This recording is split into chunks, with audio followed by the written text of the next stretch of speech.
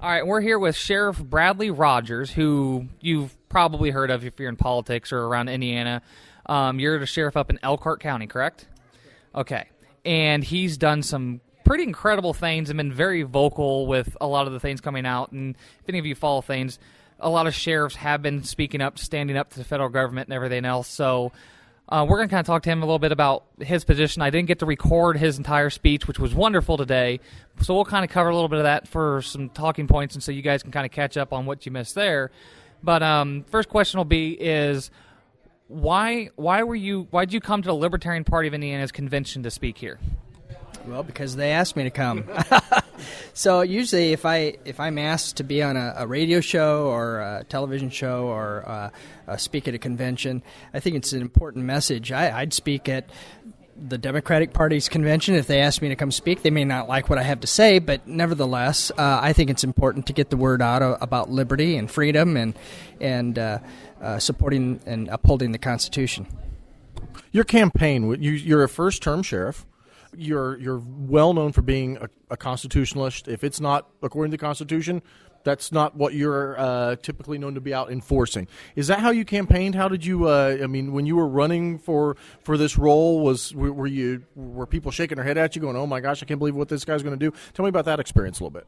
Well, I don't know that people were looking towards the confrontations so much as they were looking at somebody that my motto in my campaign was serving you.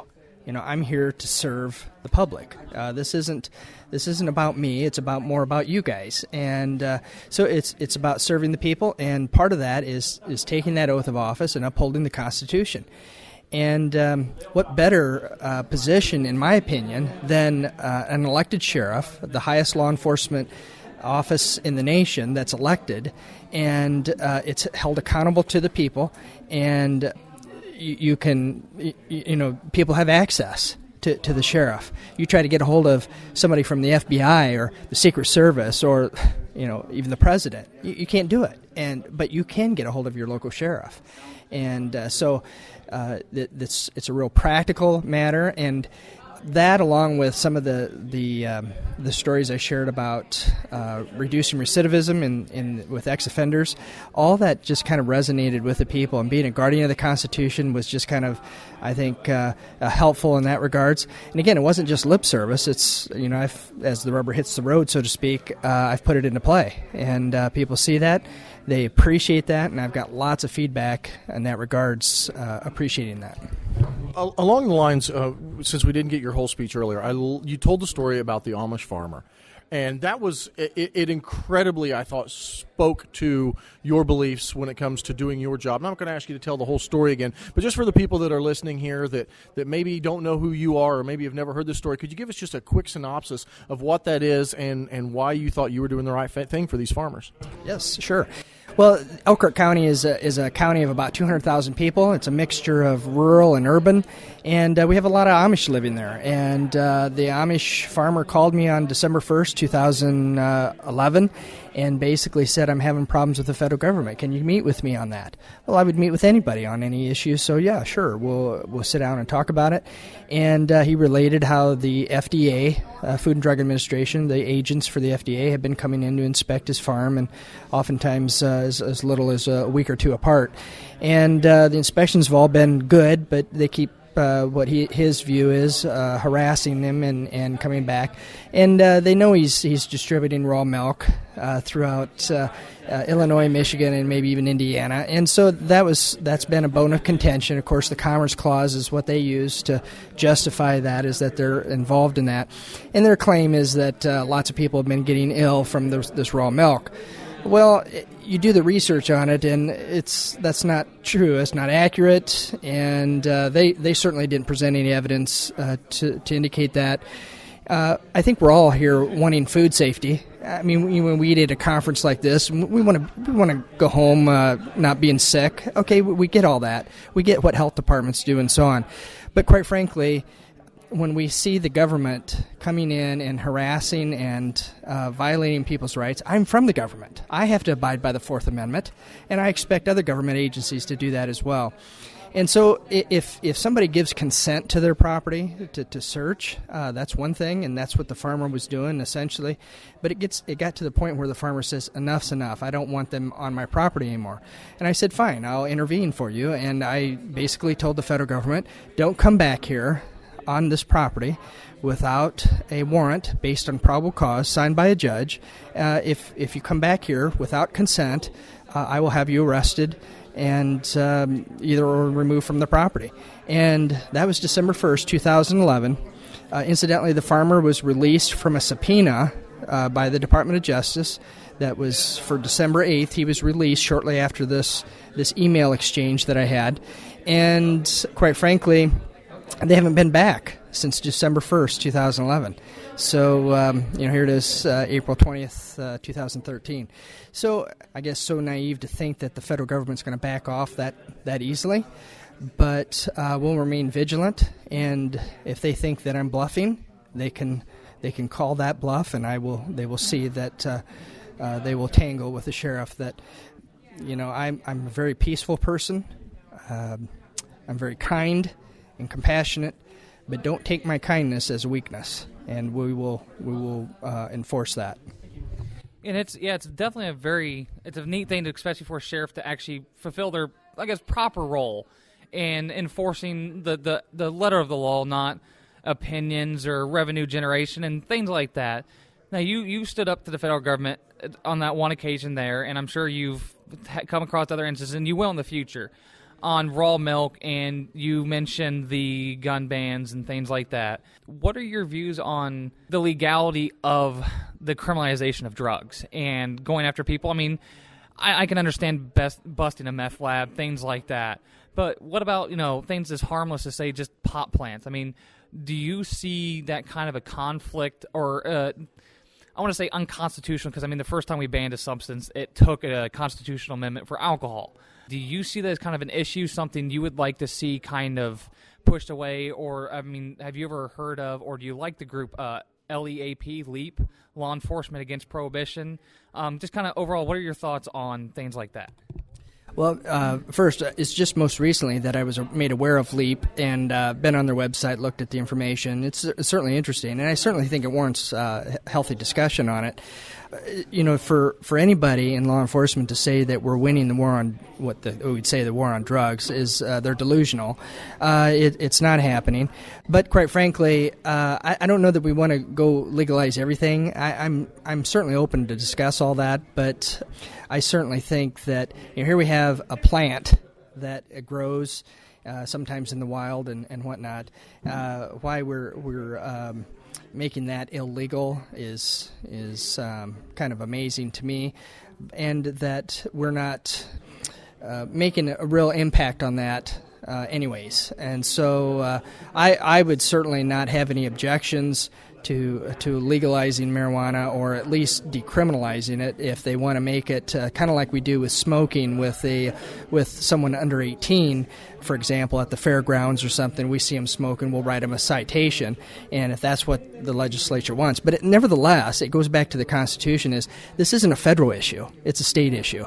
And if the state says that we should legalize it, then by all means, then that it should be legal. And it really is a state's decision, just like with many other issues that are out there, that the federal government really has no role or say, or should have any say in the matter. Do you have, it's very nice to see law enforcement that it seems to be on the right side of the law. And I'm not saying most law enforcement isn't, but that speaks out about what they truly believe instead of just blindly enforcing what they're told to enforce. Have you had a lot of backlash in your community? Do you have people, I know you talked about emails and stuff you'd received where you really didn't have much negativity. How about in news reports and in other interviews you have done? Do you feel like people are telling you that you're not doing your job, or do they seem to be more supportive? Well, I've had some allegations that, for example, when I was on CNN's Anderson Cooper on the town hall for gun control, some would say, "Well, you're the sheriff of Elkhart County, Indiana. Why are you going to Washington, D.C.?" And I said, because what they decide at the federal level will impact us locally. It'll impact crime. It'll impact the citizens' rights to defend themselves from not only tyranny but from bad people, and it takes leaders like myself that will step out and say, look, this is the right thing to do. And yeah, they may have shut me down because it was a bastion of liberalism and they had an agenda and whatnot. But quite frankly, it's important that my own people, my people of Elkhart County who knew that I was going to be on CNN, they saw what the sheriff's taking a stand for. And I'll tell you, whether it doesn't matter what topic, whether it's drugs, whether it's raw milk, whether it's, I'm telling you, people come out of the woodwork when it's Second Amendment sometimes. So it is a hot button issue for many people, and they're very appreciative of a sheriff that would take a stand and say, I am not going to enforce those type of restrictions in my county. Oh, that's awesome. That's just it's great to see an elected official do their job and go above and beyond just sitting there in a position getting paid and doing something beyond, doing what they should have. Politicians should have been doing, and we should have been holding politicians to keep our country and our laws in check. Speaking of keeping things in check, we've talked about a lot on this show, and I help moderate the Indianapolis Cop Block page.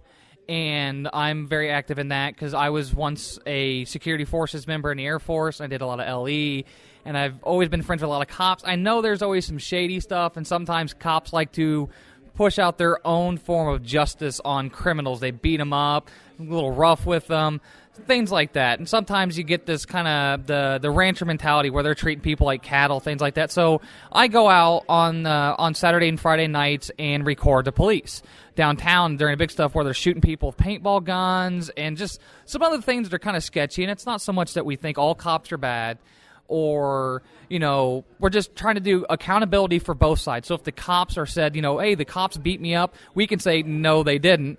Or if someone did say the cops beat them up, we can go, yes, they did. So what do you think about police filming activities and groups like Cop Watch, Cop Block that aren't anti-cop, and we want to work with the police community, but it's basically filming and accountability? What do you think about that? I have no problem with police officers, police departments being held accountable. In fact, if the police are doing the right thing, if they're doing the things according to the Constitution and according to law and treating people ethically and the right way, who cares if they're being videotaped? It's the type of thing that let's wake up, people. We are in a republic. We are in a situation where we don't want a police state. We want it's we the people that are in control here, and that's why local elections are so important. To get the right people in place for that are constitutionally minded. But I have video cameras in all my patrol cars, and so that does two things. One, it holds my officer accountable, but it also keeps them from being have a false allegation against them if they're doing the proper thing. So it's kind of helps them, but it also holds them accountable. But on the other hand, if I find that my officer did act inappropriately, and of course we have the body mics on the officers and the video cameras and so on, so it doesn't matter. It's being done by me because I'm watching them. But if someone else says, here your officer did the wrong thing and here it is, I'm going to hold them accountable as well. So video without audio can sometimes give a skewed perspective. So we need to make sure we get the big picture and investigate the facts. But quite frankly, I'm not at all opposed to any videotaping or anything that you guys are doing to monitor that. I'm totally fine with that because quite frankly, the local agencies need to be held accountable, and they can be. It's the federal agencies that are just really, and larger agencies are out of control and have some issues with ethics and other types of things. It's hard to get to the right place, the right people to get something accomplished. But with the sheriff, we're a sheriff's department of about 200 people, so in a county of 200,000. So you see, it's still that they have all they have to do is pick up the phone, and if they go on our website, there's a way to complain, there's a way to email, there's a way to fax, there's a way to get involved with us on social media. We at the Elkhart County Sheriff's Department make it extremely easy for people, for the public, and even organizations like yourselves to come in and say, we've got a real problem, and we're going to listen, and we're going to clean it up because we're accountable to you and to the Constitution.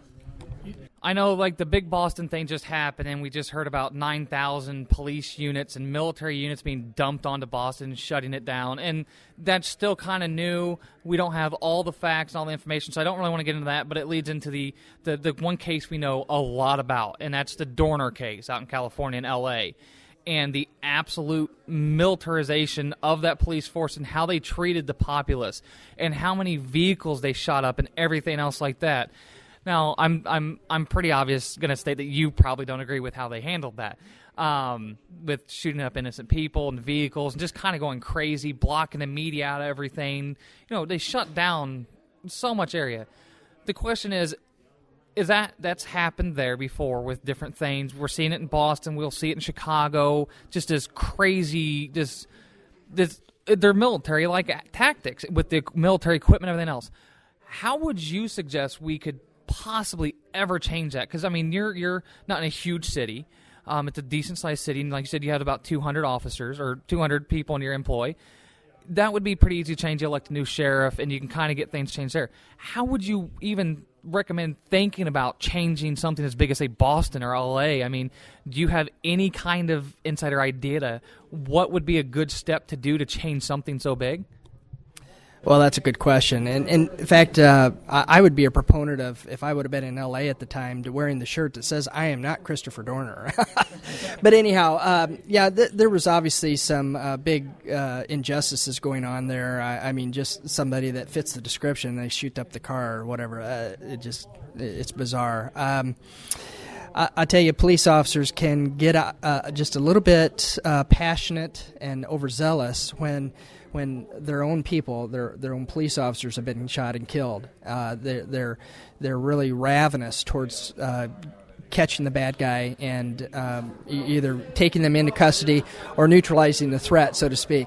But the thing is, and ultimately to your question, is how do you change that? Quite frankly, it's in the hands of we the people. It's like with anything else. The Constitution allows for the changing of elected officials. It's called voting. And if we're going to allow, for example, a mayor to stay in Boston that elects or that appoints a police chief that is going to allow things like this, or in LA, things that get out of control to continue, then ultimately it comes back to we the people. So if you have a rogue sheriff that's out of control, there's a way to take care of that. It's through voting them out, getting someone in there that's vetted, that is constitutionally minded and can take care of those unethical issues or something that's going wrong there. So it's the militarization of the police, we're all sensitive to that, at least those of us who are constitutionally minded.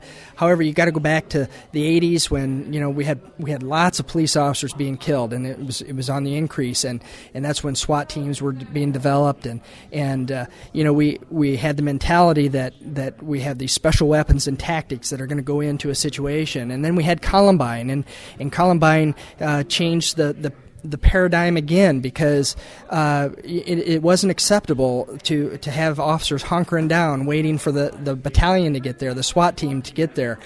Police officers get paid to put themselves into harm's way, and so our training changed. We actually now storm the school basically in combat in an active shooter situation to neutralize the threat.